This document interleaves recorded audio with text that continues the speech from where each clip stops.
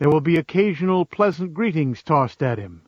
Scrooge, in contrast to all, will grump and mumble. He will snap at passing boys, as might a horrid old hound. In short, Scrooge's sounds and movements will define him in contrast from all other people who cross the stage. He is the misanthrope, the malcontent, the miser. He is Scrooge. This statement of Scrooge's character, by contrast to all other characters, should seem comical to the audience.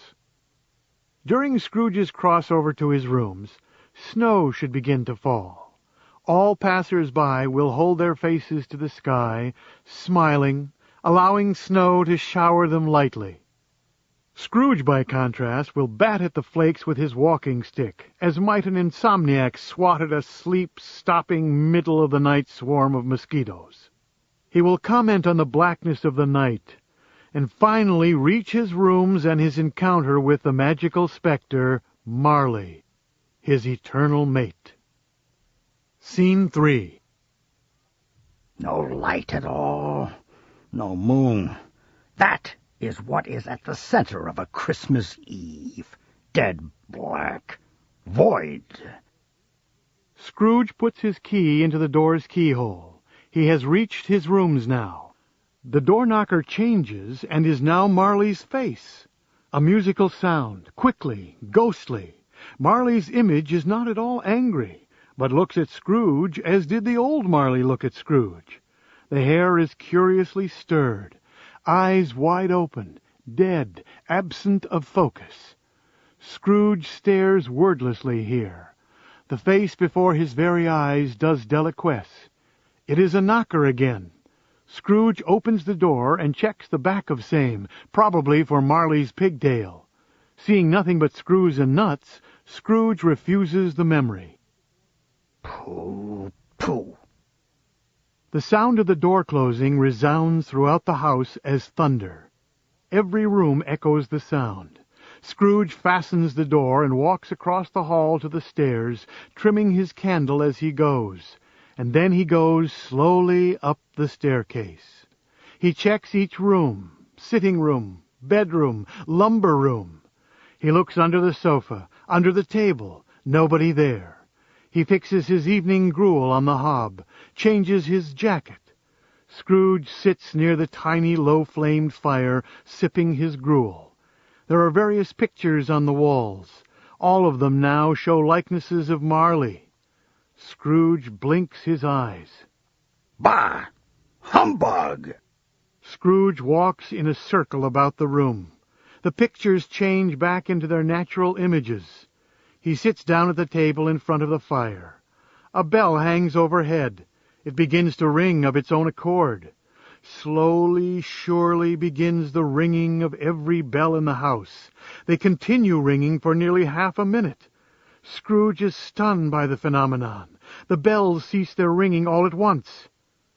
Deep below Scrooge, in the basement of the house, there is the sound of clanking, of some enormous chain being dragged across the floors, and now up the stairs.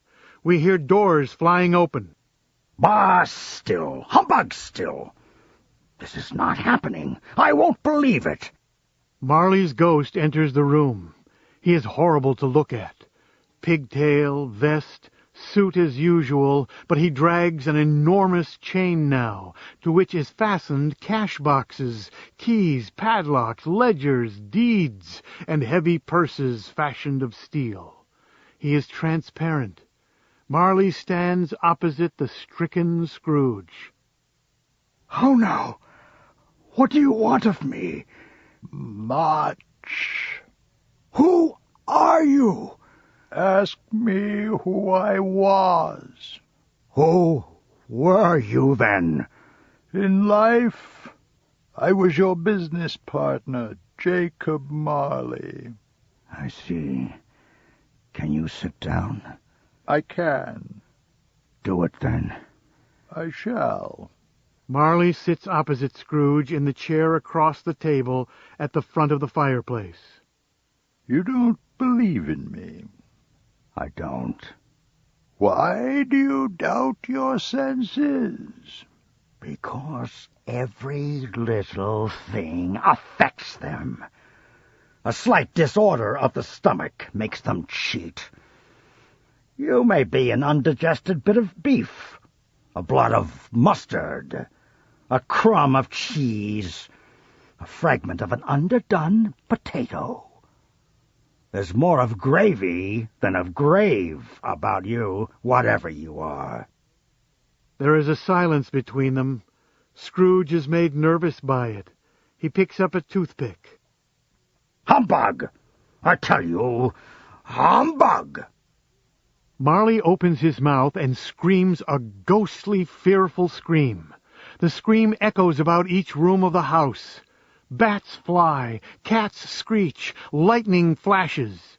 Scrooge stands and walks backwards against the wall. Marley stands and screams again. This time he takes his head and lifts it from his shoulders. His head continues to scream. Marley's face again appears on every picture in the room, all screaming. Scrooge on his knees before Marley. Ah! Mercy, dreadful apparition, mercy! Why, oh, why do you trouble me so? Man of the worldly mind, do you believe in me or not? I do. I must. But why do spirits such as you walk the earth? And why do they come to me? It is required of every man that the spirit within him should walk abroad among his fellow men, and travel far and wide. And if that spirit goes not forth in life, it is condemned to do so after death. Marley screams again, a tragic scream from his ghostly bones. Ah! Oh! I wear the chain I forged in life. I made it, link by link and yard by yard. Is its pattern strange to you? Woe would you know, you Scrooge, the weight and length of the strong coil you bear yourself? It was full as heavy and long as this 7 Christmas Eves ago. You have labored on it since. It is a ponderous chain. Terrified that a chain will appear about his body, Scrooge spins and waves the unwanted chain away. None, of course, appears. Sees Marley watching him dance about the room. Marley watches Scrooge silently. Jacob, old Jacob Marley, tell me more. Speak comfort to me, Jacob.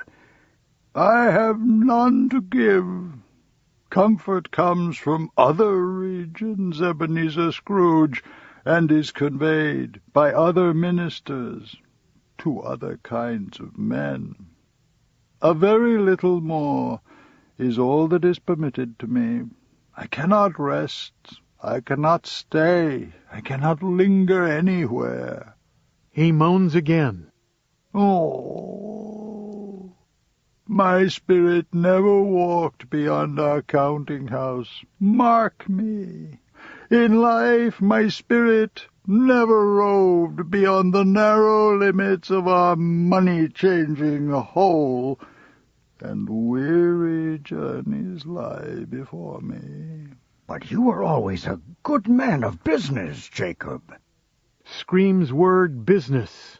A flashpot explodes with him. Business! Mankind was my business. The common welfare was my business. Charity, mercy, forbearance, benevolence were all my business. Scrooge is quaking. Hear me, Ebenezer Scrooge. My time is nearly gone. I will, but don't be hard upon me, and don't be flowery, Jacob. Pray. How is it that I appear before you in a shape that you can see I may not tell? I have sat invisible beside you many and many a day. That is no light part of my penance. I am here tonight to warn you that you have yet a chance and hope of escaping my fate. A chance and hope of my procuring, Ebenezer. You were always a good friend to me. Thank ye. You will be haunted by 3 spirits. Would that be the chance and hope you mentioned, Jacob? It is. I think I'd rather not. Without their visits, you cannot hope to shun the path I tread. Expect the first one tomorrow, when the bell tolls 1. Couldn't I take 'em all at once and get it over, Jacob?